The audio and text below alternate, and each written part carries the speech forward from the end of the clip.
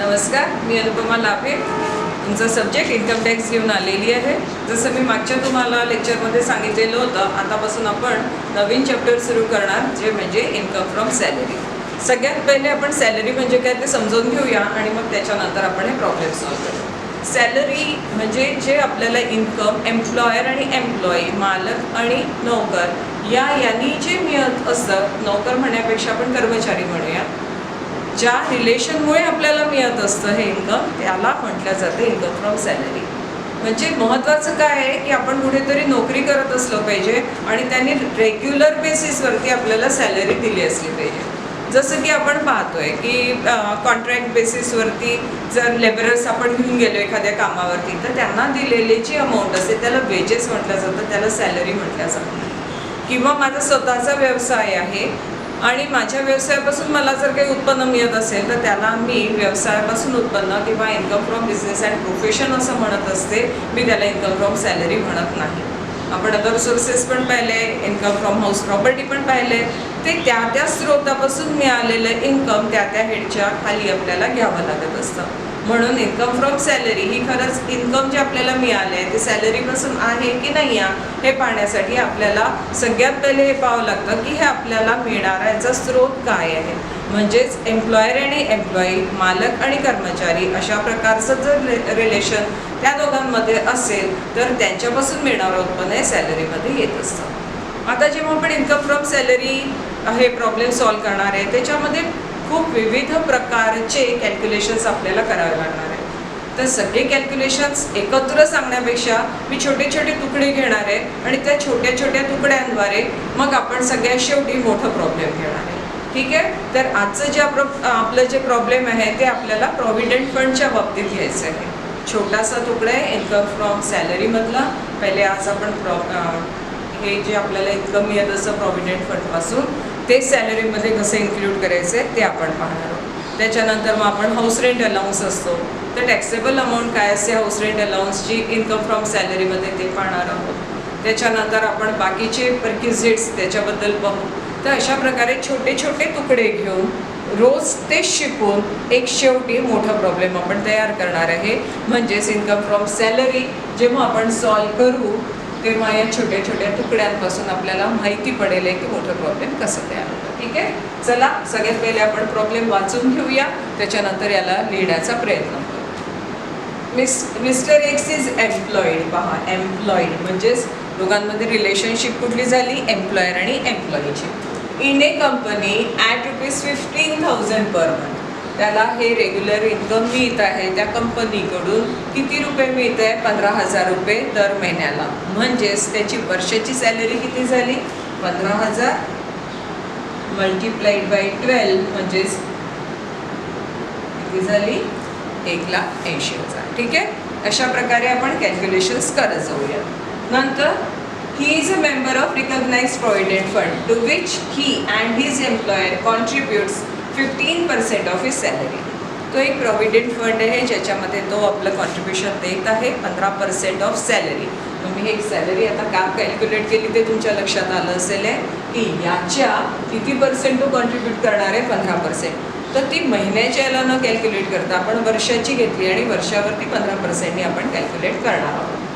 15% of his salary तो पण तेवढीच करतो आहे आणि त्याचा एम्प्लॉयर पण तेवढीच सॅलरी जी आहे 15% ती काय करतो आहे, त्याच्या प्रॉव्हिडंट फंडला कॉन्ट्रीब्यूट करतो आहे. पुढे बघा काय दिलेलं आहे. During the year he was given credit of ₹12,000 as interest on the provident fund balance of ₹1,00,000. ₹1,00,000 त्याचा प्रॉव्हिडंट फंड जमा झालेला आहे. त्याच्यावरती त्याला वार्षिक जो इंटरेस्ट मिळालेला आहे तो किती मिळाला आहे, 12,000 मिळालेला आहे. Calculate the taxable amount of his annual accretion. Annual accretion म्हणजे त्याचं प्रॉव्हिडंट फंडचा जो टॅक्सेबल अमाऊंट आहे तो विथ इंटरेस्ट, म्हणजे इंटरेस्ट आणि त्याची जी टॅक्सेबल अमाऊंट असेल ती, त्याला काय म्हटलं जातं, annual accretion. To be included in his income under the head salaries. म्हणजे याच्यापासून जे मिळणारं उत्पन्न आहे जे आपल्याला सॅलरीमध्ये घ्यायचं आहे ते किती घ्यायचं आहे त्याचं आपल्याला कॅल्क्युलेशन करायचं आहे. समजून घ्या, त्याची सॅलरी दिलेली आहे, त्याचं रिलेशनशिप सांगितलं आहे, म्हणजेच आपल्याला इन्कम फ्रॉम सॅलरीजमध्ये याचं कॅल्क्युलेशन करायचं आहे. कॅल्क्युलेशन्स करताना वेगवेगळ्या प्रोव्हिजन्स वेगवेगळ्या गोष्टींसाठी लागत असतात. आज आपण प्रॉव्हिडंट फंड घेतलेलं आहे. आपण कॉन्ट्रीब्युशन टुवर्ड्स प्रॉव्हिडंट फंड आणि इंटरेस्ट ऑन प्रॉव्हिडंट फंड हे याचं कॅल्क्युलेशन सॅलरीमध्ये कसं केलं जातं ते पाहणार आहोत. ठीक आहे. तर सगळ्यात पहिले आपण इथे लिहूया कॉम्प्युटेशन ऑफ नेहमीसारखंच काय करायचे आपल्याला काय कम्प्यूट करायला सांगितले अमाऊंट ॲन्युअल ॲक्रिशन म्हणून आपण काय घेणार annual accretion under the head salaries.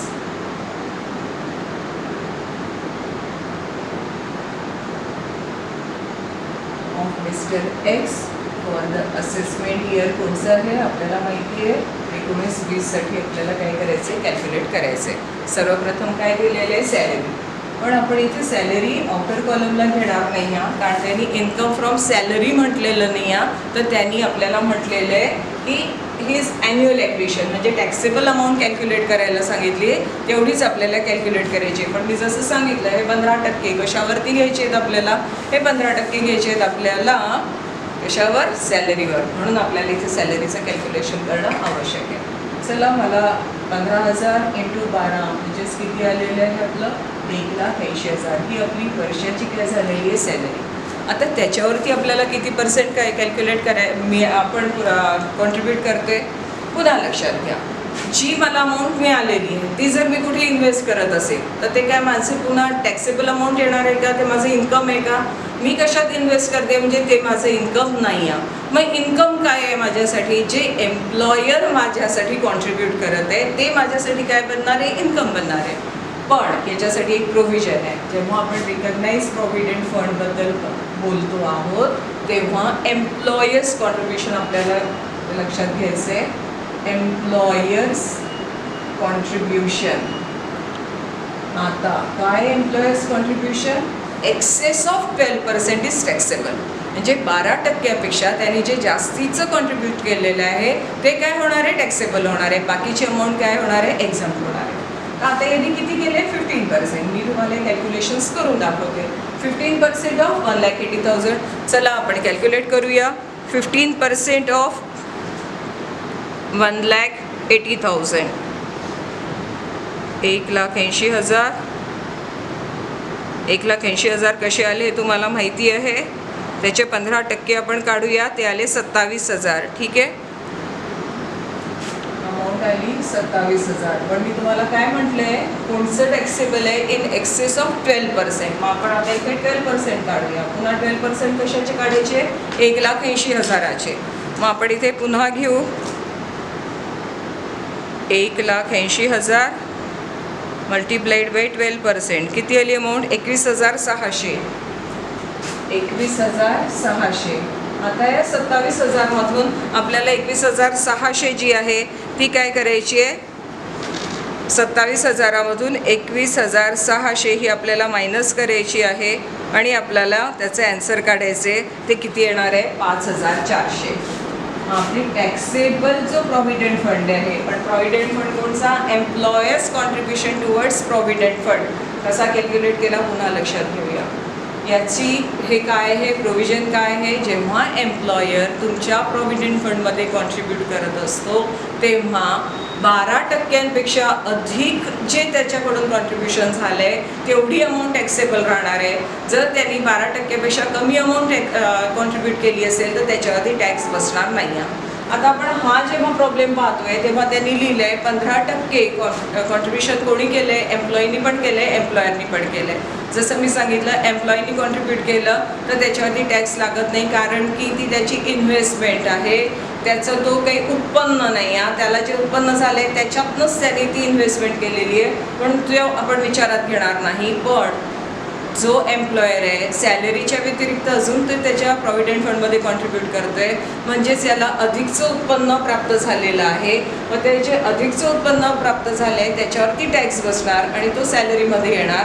पण त्याच्याहीसाठी प्रोव्हिजन बनवली आहे इन एक्सेस ऑफ 12%. कितीवरती टॅक्स बसणार आहे इन एक्सेस ऑफ 12%वर टॅक्स लागणार आहे. म्हणून आपण 15% पहिले कॅल्क्युलेट केलं कशावरती सॅलरीवरती ते आलं आपलं 27,000 12% जे आहे त्याचं आपल्याला काय मिळणार आहे, एक्झम्पशन मिळणार आहे. म्हणून आपण याच्यातनं 12% मायनस केले आणि उरलेली जी अमाऊंट आहे 5400 ती आपण काय दाखवली, ॲन्युअल ॲक्रिशनमध्ये टॅक्सेबल अमाऊंट म्हणून आपण ती दाखवलेली आहे. चला पुढे काय दिलेलं आहे त्यांनी, during the year he was given credit of ₹12,000 as interest on provident fund, balance of ₹1 lakh. बघा आता 1 लाख काय होता त्याचा बॅलन्स होता, त्याच्यावरती त्याला इंटरेस्ट किती मिळालं आहे, 12,000.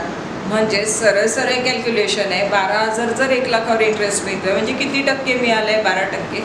बरोबर आहे. म्हणजे 12% जो आहे, 12% जो आहे तो त्याला त्याच्यावरती इंटरेस्ट मिळाला आहे.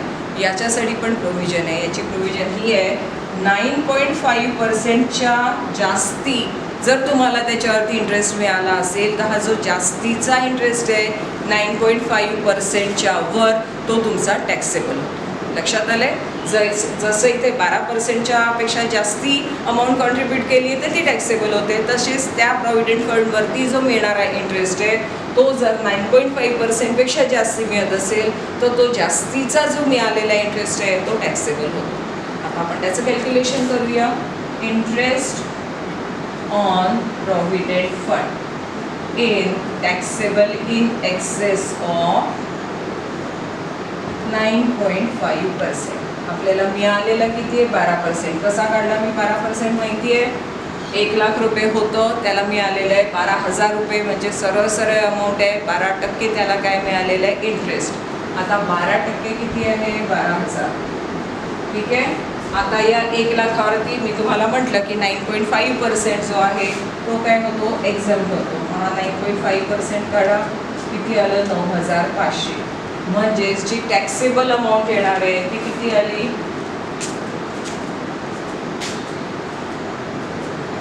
2,500. आलंय लक्षात. हा 2,500 जो इंटरेस्ट त्याला जो 9.5%च्या वरती मिळालेला आहे तो आपला येणार आहे टॅक्सेबल. म्हणून टोटलची अमाऊंट आहे जी ॲन्युअल ॲक्रिशनमध्ये टॅक्सेबल होते ती किती आहे, 7,900. आपण याला काय म्हणणार आहे, टॅक्सेबल अमाऊंट, टॅक्सेबल ॲन्युअल ॲक्रिशन. लक्षात आले. प्रॉब्लेम काय केलेले आपण, सरळ सरळ कॅल्क्युलेशन केले. पहिले पाहिलं त्यांचं कॉन्ट्रीब्युशन किती आहे, आपल्याला एक्झम्पशन कितीचं मिळणार आहे. इथे एक्झम्पशन 12%चं होतं म्हणून 12%च्या वरती जे होतं त्याच्यावर टॅक्स लावले, म्हणजे ते टॅक्सेबल इन्कममध्ये घेतले. इंटरेस्ट जो आहे ते आपल्याला माहिती आहे 9.5%च्या वरती जो मिळेल त्याच्यावर आपल्याला टॅक्स लावायचा आहे. म्हणून आपण इथे 9.5%च्या वरती जे इन्कम होतं म्हणजे 2,500 त्याच्यावर टॅक्स लावले आहे. त्या दोघांची केली ॲडिशन आणि दाखवले आपण टॅक्सेबल ॲन्युअल ॲक्रिशन. नाही लक्षात आलं तर कधीही तुम्ही मला माझ्या व्हॉट्सॲपवरती विचारू शकता. प्रॉब्लेम लक्षात आलेलंच असेल, हे मी इथे लिहून दिलेलं आहे. याच्यानंतरचे प्रॉब्लेम्स मी PDF फाईलमध्ये पाठवणार आहे. आज हे लिहून दिलेलं आहे, तुम्ही तुमच्या रजिस्टरमध्ये लिहून घ्या आणि त्याचं उत्तर पण त्याच्याच खाली लिहून घ्या, म्हणजे समजायला आपल्याला सोपी जाईल. ओके, धन्यवाद.